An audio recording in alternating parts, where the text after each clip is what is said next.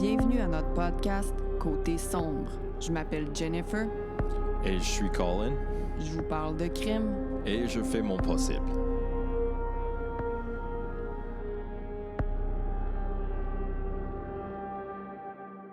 Hello! Bonsoir, Jennifer. Comment ça va, Colin, ce soir? Ça va bien. T'as une face vraiment coquine. Coquine. Je suis vraiment énervée. L'histoire de ce soir, c'est une histoire que j'avais entendue il y a quand même un petit bout. Puis cette semaine, ça m'est revenu en tête en me disant quelle histoire de début je pourrais raconter dans notre podcast.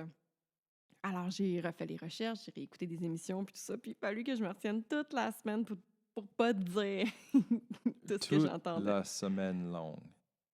T'essayais de stouler le surprise de l'émission. Je sais, c'était comme arrête, ok, j'arrête. Mais ouais. Alors, je t'ai même mis une petite photo pour que tu puisses regarder notre sujet d'aujourd'hui, pour te mettre dans l'ambiance. C'est une photo d'une madame avec des cheveux poufis. Une petite madame. Est-ce que tu es prêt? Comme toujours, absolument non. Ben, prêt, pas prêt, j'y vais. L'histoire d'aujourd'hui se déroule à Aberdeen, en Australie.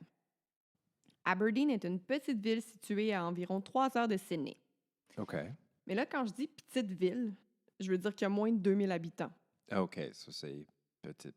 C'est un village. Un village, oui, j'aurais dû dire village. À Aberdeen, il y a 3 écoles, 2 églises et 2 hôtels. OK. Pendant de longues années, l'abattoir de la ville était la source d'emploi principale jusqu'à ce qu'elle ferme en 1999. C'est quoi un abattoir? Un abattoir, c'est un endroit où tu tues les animaux, Ouh là là, OK. tu les butchers, tu les coupes Yep, pour les yep. manger. En mars 2000, Aberdeen a gravé son nom dans l'histoire de l'Australie. En effet, c'est de là que vient la première femme à avoir reçu une sentence d'emprisonnement à vie sans possibilité de libération conditionnelle. Wow. So, après 3 épisodes, on a finalement notre premier tueur femelle. Notre première tueuse. That's right, that's what I said. Ouais. Tueur femelle. Hey, je fais mon possible, là. Catherine Mary Knight est née en 1955 et a grandi dans une famille assez dysfonctionnelle. Ouh, OK. En partant, elle est née à la suite d'une aventure extra-conjugale. Ouh. Puis en plus, c'est une jumelle. Uh-oh. Donc, la mère, elle trompe son mari, puis elle a des jumelles. Double trouble.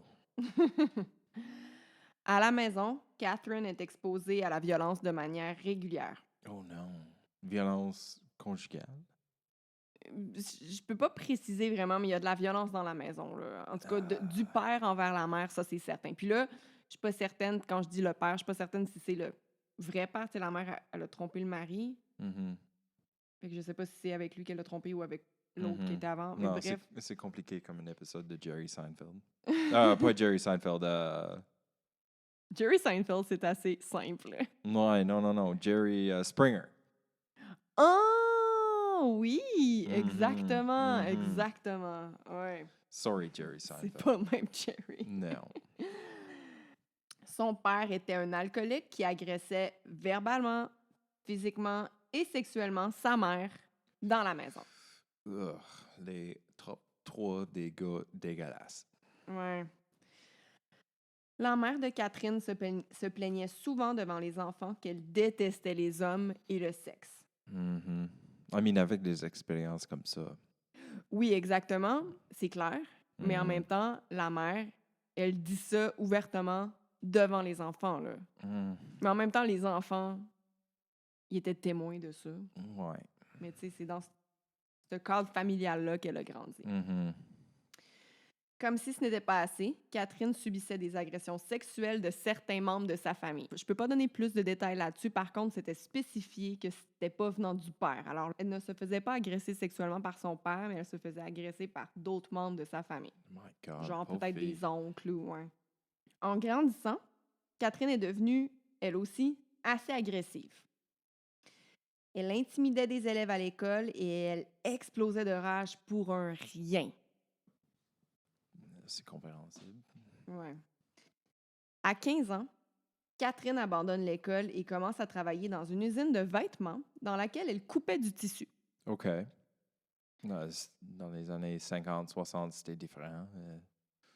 Ouais, À c'est ça. Star, tu peux pas avoir un job comme ça à l'âge qu'elle avait. Non, mais là, on est rendu peut-être dans les années 1970, puis c'est en Australie. Donc, c'est sûr que je sais pas c'était quoi les règles là-bas, Non, moi non mais plus. c'est différent. Puis tu vas voir Ok. aussi même les lois, puis tout ce qui a trait aux arrestations policières et tout, c'est pas mal différent d'ici, là. OK.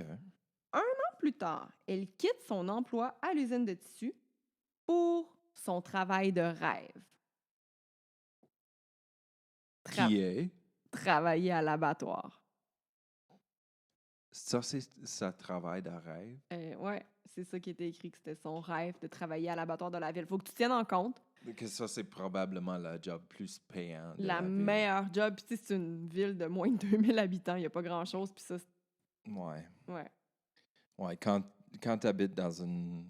Est-ce que je peux dire une globe de neige? Like a snowball?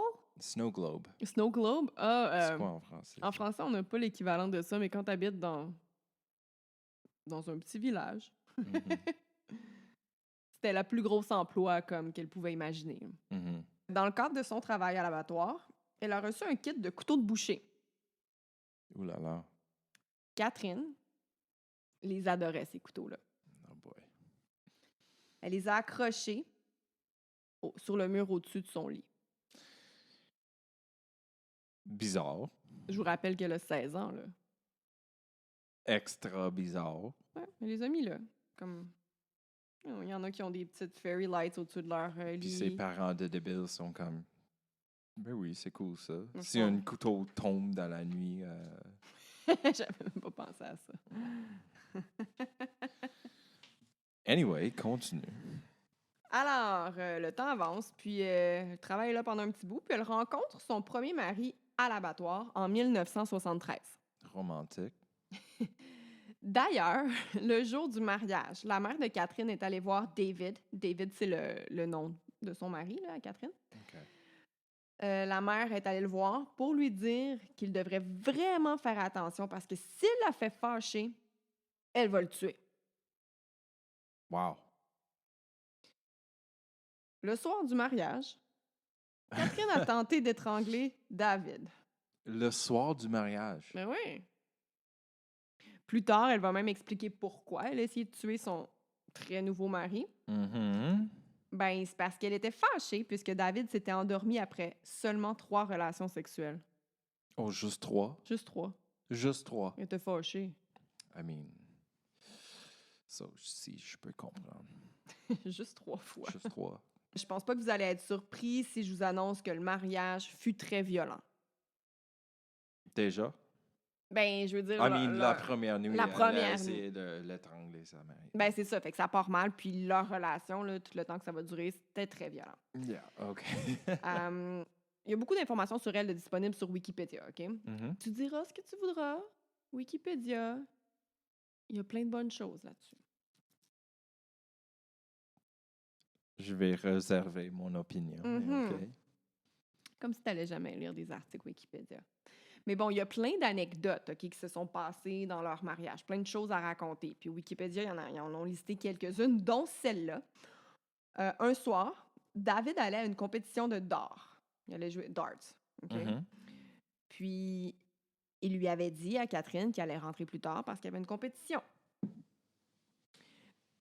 Mais il a finalement vraiment réussi sa compétition, puis il s'est rendu en finale au dart, OK? OK. Donc- I mean, finale dans cette petite région de 2000 Oui, non, personnes. OK, OK. c'est ça, c'est pas genre les... Les nationales. Non, mais tu sais, c'est une soirée, puis il a bien joué. Fait que là, il se rend en finale.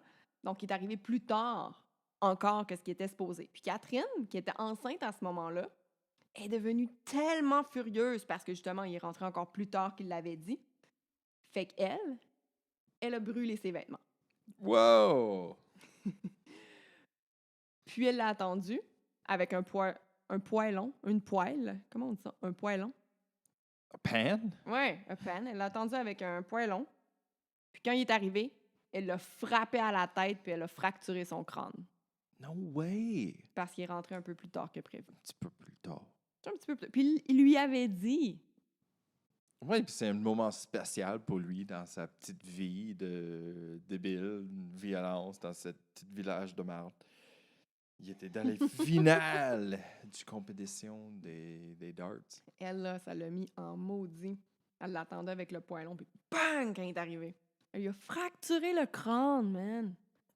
I mean, c'est lui qui avait marié un débile de même. Oui, mais bon. Alors, peu Pauvre après... gars. Pauvre elle, I mean, sa enfance, c'était horrible.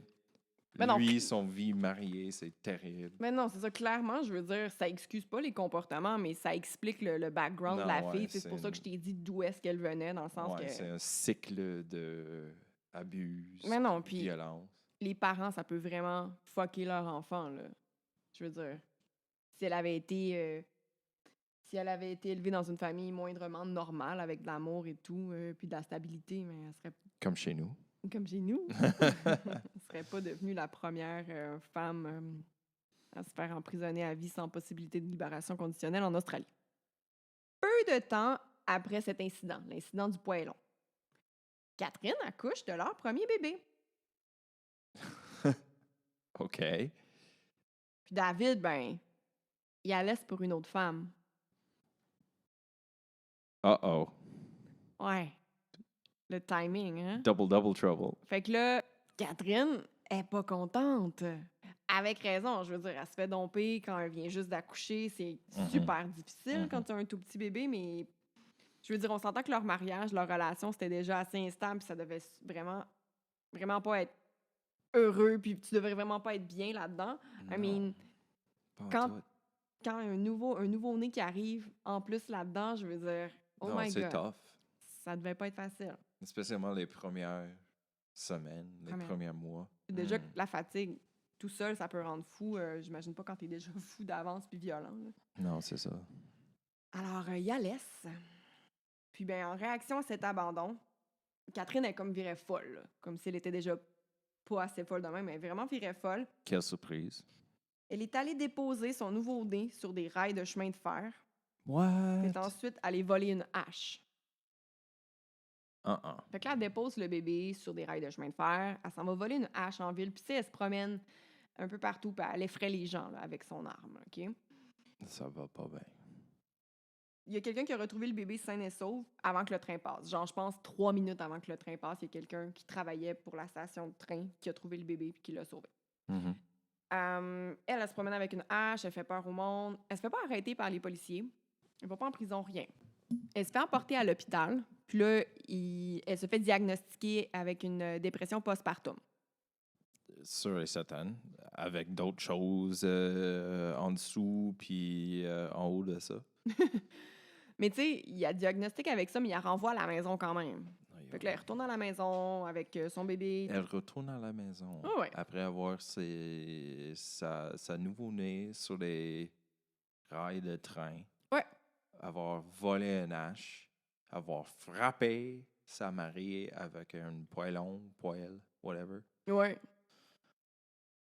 OK. Le lendemain, elle attaque quelqu'un, puis elle coupe une personne random au visage. Avec le même hache ou un de ses couteaux d'abattoir? Ça, je suis pas sûre. Là. Peu importe, c'est débile. C'est ça, c'est juste pour te montrer que en quelques jours, tout ce qu'elle a fait de débile. Là, puis qu'elle se fait pas arrêter. Ouais. Une autre journée, elle prend quelqu'un de random encore dans la rue. Elle ouvre la porte de la voiture, puis elle exige que la femme la conduise à Queensland. Queensland, c'est là où son ex David est déménagé.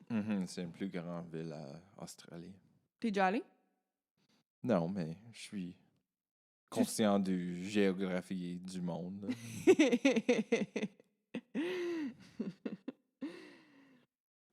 La femme réussit à s'enfuir de la voiture en arrêtant à une station d'essence. Parce que là, Catherine était rentrée dans l'auto puis elle lui avait dit « Conduis-moi à Queensland. Mhm. Le forcer. La femme arrête dans une station d'essence. Fait que là, elle se sauve. Rapidement, elle appelle les policiers, mais pendant qu'ils étaient en route, Catherine a eu le temps de prendre un jeune homme en otage. Oh boy. Les policiers arrivent sur place et finissent par réussir à la calmer et à la convaincre d'aller à l'hôpital psychiatrique. OK, solide, bon. Ce qu'elle accepte. Good. Catherine leur a même confié qu'elle planifiait aller tuer le garagiste de son ex. Parce que, là, je vois ta face, t'es comme « Hein? Yeah, je comprends pas. » Ben, elle dit « Je voulais aller tuer le garagiste de mon ex parce que lui, il a réparé sa voiture, fait qu'il a contribué au fait que mon ex a été capable de partir. » Yo, ça va pas, là. Non, non, non, non, non. T'as encore l'image devant toi? Regarde-la. Regarde. Non, c'est disparu, mais... on va peut-être poster l'image de cette femme-là dans nos histoires sur Instagram Ouais. pour que tu peux voir cette femme-là parce qu'elle n'a pas l'air d'une personne qui va faire tout ça. Là. C'est une femme qui a l'air comme sweet, un peu geek. Mais tu sais, c'est une photo qui a été prise dans quoi, les années 75-80. Fait que j'ai fait exprès de prendre cette photo-là. Tu sais, les petits cheveux crépus, les lunettes rondes, le petit style des années. Elle a l'air juste Ouais, d'une mais madame c'est comme normale. pas une femme de motard, là. C'est... Ouais. T'aurais pensé qu'elle travaillait dans une librairie ou quelque chose de même. L'habit ne fait pas le moine. Pas tout. Mais regarde tous les tueurs en série aussi qui ont pas l'air de ça. Là. Je veux dire. I mean, oui et non. Tu penses à qui? I mean... C'est sûr que Ed Kemper, il est comme vraiment gros puis grand. Oui, OK, il a peut-être l'air de ça. Mais si je pense à Jeffrey Dahmer... OK, Jeffrey Dahmer, oui, il a l'air de comme travailler dans une librairie plus, aussi. Ouais, il est plus comme propre, mais c'est Richard Ramirez. C'est un style débile. Ouais. Il y avait le look dans ses yeux. Charles Manson aussi. Fait que là, elle s'en va à l'hôpital psychiatrique, elle passe quelques moments là, mais elle finit par retourner chez eux après quelques temps. Après avoir entendu ce qui s'est passé avec Catherine, David laisse sa nouvelle copine puis redéménage à Aberdeen, mais il redéménage chez ses parents, pas avec Catherine. Mais les deux reprennent ensemble. OK. Puis ils ont un deuxième bébé. Là,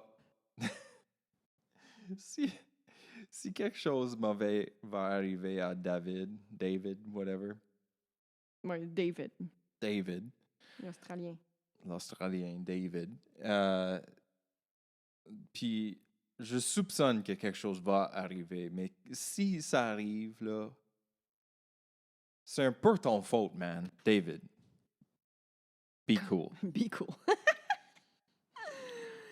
Alors, peu de temps après, Catherine, elle laisse David puis elle déménage dans une autre maison. Est-ce qu'elle est encore enceinte en ce moment? Non, elle a eu le deuxième bébé. Okay. Là. Mm-hmm. Fait que là, cette fois-là, c'est elle qui le laisse. Mm-hmm. En 1986, Catherine se fait un nouveau copain qui s'appelle David. Oh boy. David number 2. Alors, David number 2 emménage avec Catherine et ses deux filles. Sans surprise, leur relation est très instable. Puis les deux se laissent puis reviennent ensemble régulièrement. Oh boy. 2 ans plus tard, en 1988, ils ont un bébé. Une autre petite fille. David too. Double trouble. Qu'est-ce que tu fais, man? On est rendu à combien? Quadruple trouble maintenant. Ils ont combien d'enfants? À ce moment-là, les deux s'achètent une maison ensemble. Puis Catherine, elle a eu beaucoup de plaisir à la décorer, la maison. Avec des couteaux sur les murs, des peaux d'animaux un peu partout, des crânes, des râteaux, Ugh. des trappes à souris rouillées, et j'en passe. Il y avait de la déco jusqu'au plafond. Et là, déco entre guillemets. Mm-hmm. C'est une maison macabre. Mais des trappes à souris rouillées, des râteaux, des couteaux partout. Puis tu sais, elle a encore mis son kit de couteau de boucher au-dessus du lit en disant que Ben, si j'en ai besoin, ça va être là. Mhm. Quel bon environnement pour élever des bébés, des enfants. Il y a plein de trucs coupants partout. Oh my Oh God. my God. Alors, ben là, les deux sont pas restés en couple très longtemps après l'achat de la maison. En effet, David décide de quitter lorsque Catherine le frappe à la tête avec un fer à repasser pour ensuite le poignarder au ventre avec des ciseaux. Bonne idée de quitter après ça. Alors, il est parti. Puis quand David Number 2 revient pour prendre ses effets personnels, ben, il retrouve tous ses vêtements coupés, Mhm. comme elle faisait dans l'usine de vêtements. Elle coupait Oh, du tissu. yeah. Ouais. En 1990, Catherine se fait un nouveau copain nommé No way. John. Oh!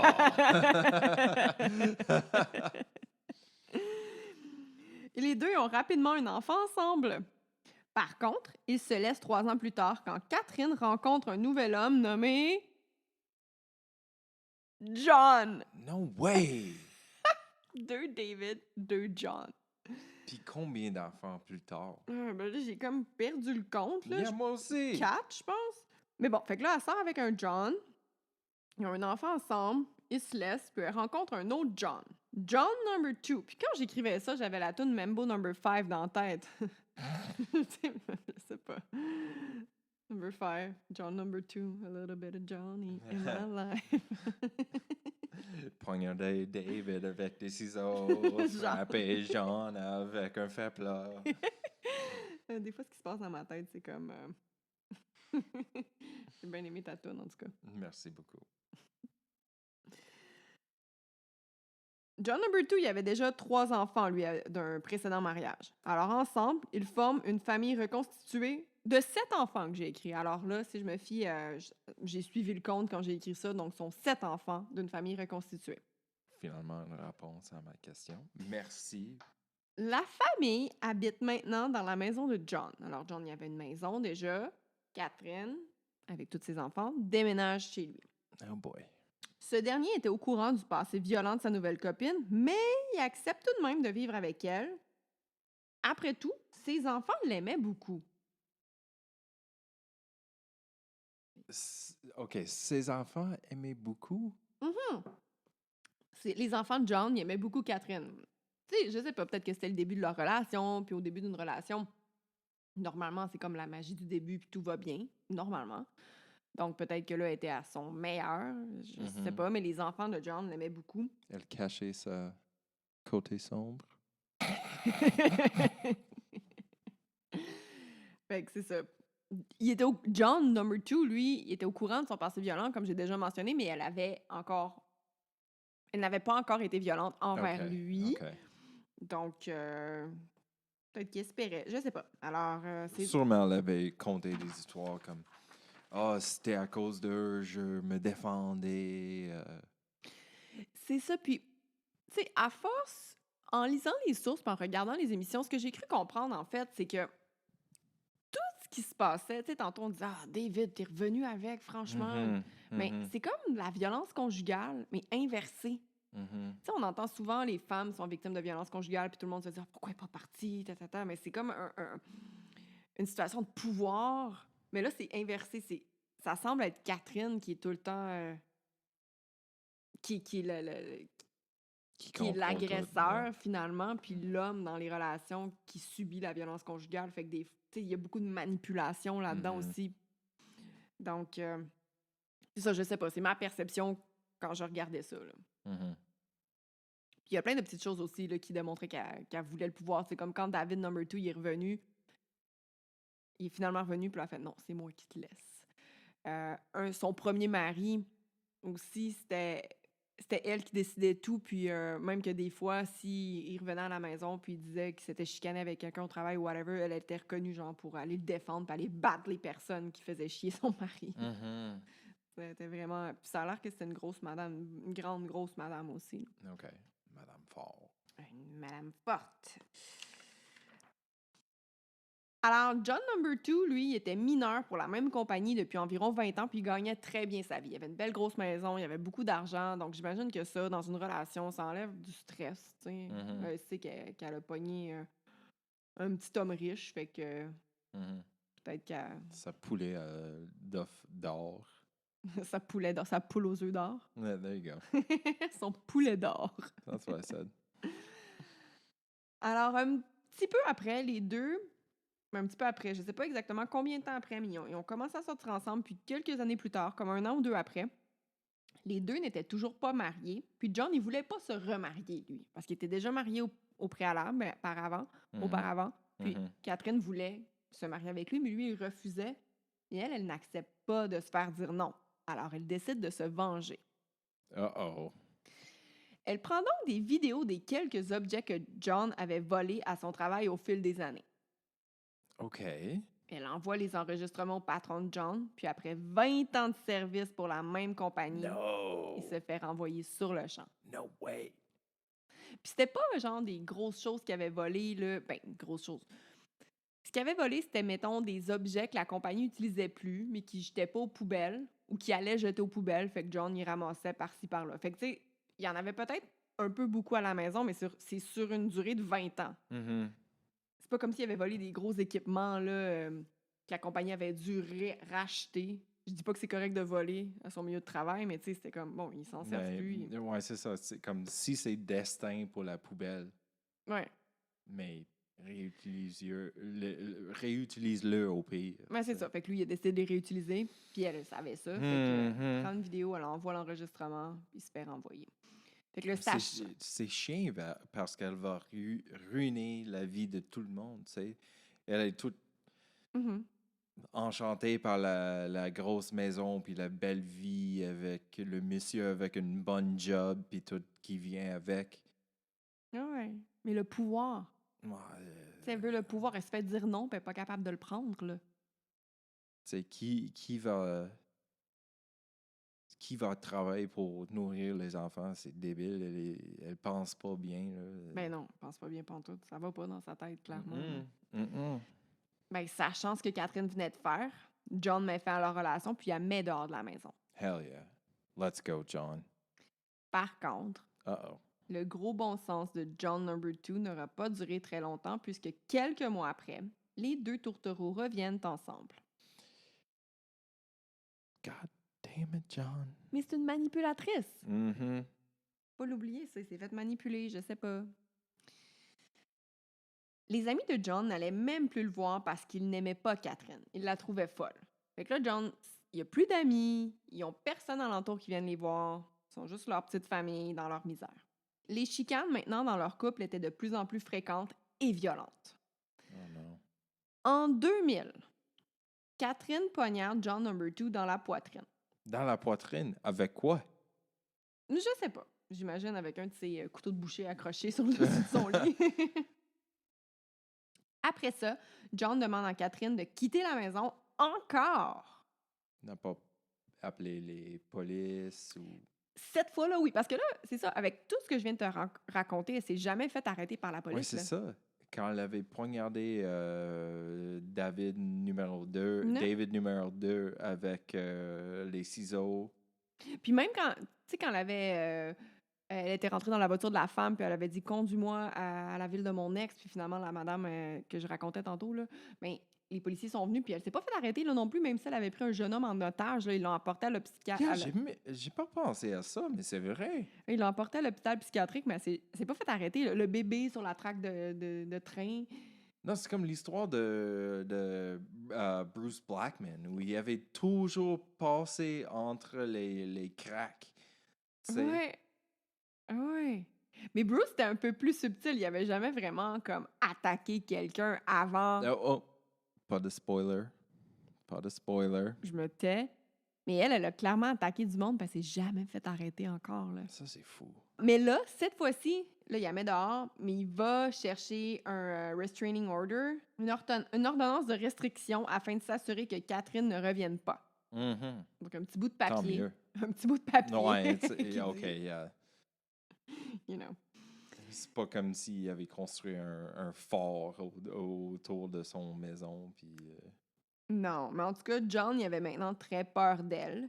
Puis il avait tellement peur qu'il a dit à un de ses collègues au travail que si jamais là, je rentre pas demain, c'est parce que je suis mort puis c'est elle qui m'a tué. wow. Il dit ça à ses collègues de travail. Puis là, ses collègues étaient comme, mais retourne pas chez vous, tu sais. Ouais, non, j'ai un restraining order, tu sais, ça devrait pas revenir. c'est J'ai un correct. morceau de papier. Le soir même, John Number 2 rentre à la maison. Les enfants n'y sont pas parce qu'ils dorment chez des amis. Catherine arrive plus tard. Là, j'ai marqué entre parenthèses restraining order, comme elle revient quand même à la maison. Bon. Mhm. Mais John, lui, il dort pendant ce temps-là. Alors, elle le réveille, puis les deux ont des relations sexuelles, puis lui, il s'endort après les relations. Qu'est-ce que tu fais, bro? No way. John Number 2. Le lendemain, John ne se rend pas au travail. Tan, tan, tan. Est-ce que ses collègues sont tout de suite comme sauté l'alarme, comme hey, il avait dit que s'il rentre pas, c'est à cause. Oh, ouais. Ouais. Alors, comme John il avait avisé la veille que Catherine pourrait le tuer, ses patrons envoient des gens vérifier s'il était correct à la maison. Il dit, OK, vous, là, quelques Wow. collègues, allez voir à la maison s'il est là, si tout va bien. Wow. Une fois sur place, la voiture de John est là, OK. mais il n'y a aucune réponse à la porte. Mm. Aussi, il pouvait voir du sang dans l'entrée de la maison. OK. Non. Les collègues décident donc d'appeler la police. Puis en plus, il y avait le voisin, Sûrement. la voisine ou le voisin, là, la personne qui restait à côté, qui était aussi inquiète parce qu'elle savait comme l'historique de cette famille-là, puis elle voyait bien que lui, il partait tout le temps à la même heure chaque matin, Mhm. et là, le camion était encore là. Les policiers arrivent à 8 heures. Ils entrent en fracassant la porte arrière de la maison. À l'intérieur, ils trouvent le corps mort de John dans le couloir. Oh, man. Le corps de John n'avait pas de peau. Pas de peau. Elle a travaillé dans un abattoir. Pas de peau. Pas de peau. Elle a skinné. Ew! C'est vraiment morbide ce que je dis, mais je ris parce que la face que t'as faite, ça vaut 1000 piastres. Ew! Le corps avait pas de peau, pas de tête Mm. et pas d'organes génitaux.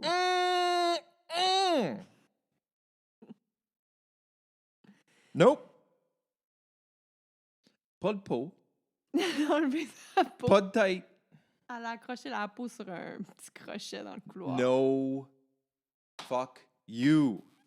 Fuck me! J'ai rien fait! Fuck you, Catherine! Fuck you, Catherine. Oh my God. Pas de peau, pas de tête, pas de pénis, pas de testicule, puis le pot est accroché sur quelque chose dans le couloir. Ouais. Pardonnez-moi. What the fuck? Yeah! Non, je suis d'accord avec toi. Alors, ils entrent, puis ils voient... Imagine les policiers quand ils entrent dans la maison, puis qu'ils voient... Non seulement ils voient un cadavre, puis tu sais, c'est une petite ville de moins de 2000 habitants, là. Il y en a pas souvent des meurtres puis des histoires comme ça. Fait que peux-tu imaginer, en plus, ils Non, entrent... ça, c'est un meurtre fois 1000. C'est un meurtre, puis l'état du cadavre, toi. Mhm. Ça n'a pas d'allure. Alors, ils voient ça. Où est la tête? Catherine, elle... Oh boy. Veux-tu savoir tout de suite ou tu vas attendre que ça... Ah, je vais attendre. Continue. OK. Mhm. Catherine, elle était dans son lit, sans connaissance. Elle avait pris plein de médicaments afin d'essayer de s'enlever la vie. Catherine a poignardé John 37 fois pendant son sommeil avec un couteau de boucher. Oh my God. Sont où les enfants pendant tout ça? Les enfants, c'est ça, ils font un sleepover, ils sont en train de dormir chez des amis. OK. Fait que je sais pas si elle avait prévu le coup, puis elle avait envoyé les enfants dormir chez quelqu'un, mais bon, les enfants étaient pas là. Alors, pendant qu'il se faisait poignarder, John s'est réveillé, puis il a tout de suite tenté de s'enfuir. Catherine le poursuivait dans la maison, mais John a réussi de se rendre à la porte avant. C'est de cette manière que le sang s'est retrouvé à l'entrée. Oh my God. Catherine l'a par contre rattrapé, elle l'a tiré dans la maison, puis c'est là que John s'est vidé de son sang puis qu'il est mort. Yo, elle est fort en caisse. Pendant que John était décédé, Catherine, Elle est sortie de la maison, elle a fait quelques commissions, elle est allée retirer de l'argent de son compte, elle a retiré 1 000 $. D'ailleurs, le 1 000 $ fut De jamais sa retrouvé compte ou de son compte? du compte à John. OK, OK. Le 1 000 $ fut jamais retrouvé. Il n'était pas dans les affaires de Catherine, il n'était pas dans l'auto, il n'était pas dans la maison. On ne sait pas ce qu'elle a fait avec. Là, on est dans le milieu de la nuit. Là. Elle l'a tué le soir, c'est le milieu de la nuit, elle fait tout ça. Là, elle a décidé, quand elle est revenue dans la maison, elle a eu le temps d'y penser. C'est ça que je veux dire. Ça s'est pas fait en un instant, elle l'a tué, puis elle est comme, ah, fuck, qu'est-ce que je fais avec ça? Non, non, elle a fait tout ça. Elle revient à la maison, elle enlève sa peau comme elle faisait à l'abattoir. Elle l'a mis sur un crochet dans la maison. Puis sa tête, elle a été retrouvée sur le four de la cuisine. Oh my God. Four que Catherine a utilisé après son meurtre pour préparer le souper du lendemain. Je What? te dis la recette. Oh no. Courge, patates, zucchini, choux, partie du corps de John No. 2, puis une petite sauce. What the fuck? Tu sais, je te dis qu'elle était... Quand... Attends.